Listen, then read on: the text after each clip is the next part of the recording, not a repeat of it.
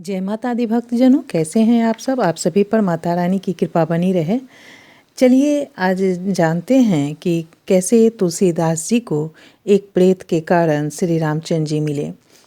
तो ऐसा माना जाता है कि प्रेत अगर नदी तालाब के पास भी हों, भूत प्रेत, तो वो उस जल को नहीं पी सकते, वे प्यासे ही रहते हैं।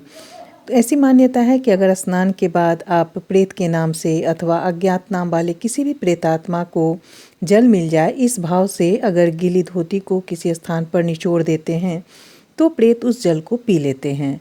अगर शौच से बचा हुआ जल किसी कांटेदार वृक्ष पर अथवा आक के पेड़ पौधे पर डाल दिया जाए तो उस जल को भी प्रेत पी लेते हैं, ऐसी मान्यता है, और फिर वो तृप्त हो जाते हैं। तुलसीदास जी महाराज शौच जाते थे तो बचा हुआ जल प्रतिदिन यूं ही एक कांटेदार पेड़ पर डाल दिया करते थे।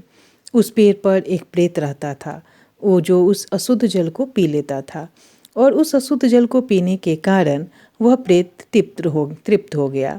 और एक दिन वह प्रेत तुलसीदास जी के सामने प्रकट होकर बोला, मैं बहुत प्यासा मरता था, तुम्हारे जल से अब मैं बहुत तृप्त हो गया हूँ, तुम मेरे से जो मांगना चाहो मांग लो। तुलसीदास जी महाराज तो भगवत दर्शन की लगन लगी हुई थी, उनको तो बस अपने श्री राम के दर्शन करने थे। अतः उन्होंने कहा कि मेरे को भगवान राम के दर्शन करा दो।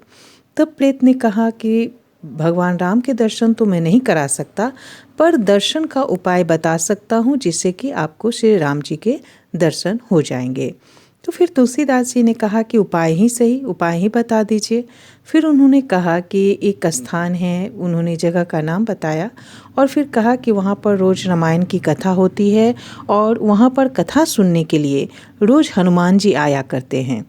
तो आप जाइए और हनुमान जी के पैर पकड़ लीजिए और वो आपको भगवान के दर्शन अवश्य करा देंगे। दोस्तों, अब तुलसीदास जी बड़े चिंता में पड़ गए कि आखिर वो हनुमान जी को कैसे पहचानेंगे, क्योंकि वहाँ तो बहुत सारे लोग आते जाते होंगे।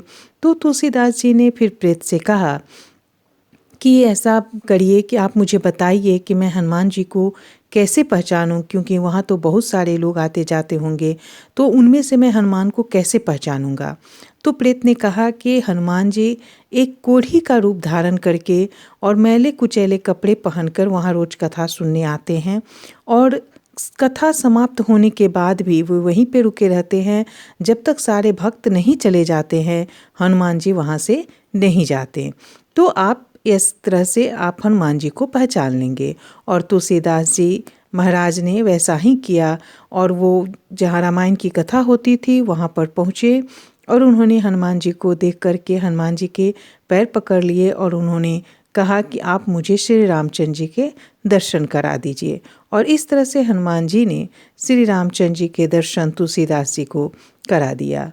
तुलसी नफ़ा पहचानिए भला बुरा क्या काम, प्रेत से हनुमत मिले हनुमत से श्री राम। जय श्री राम।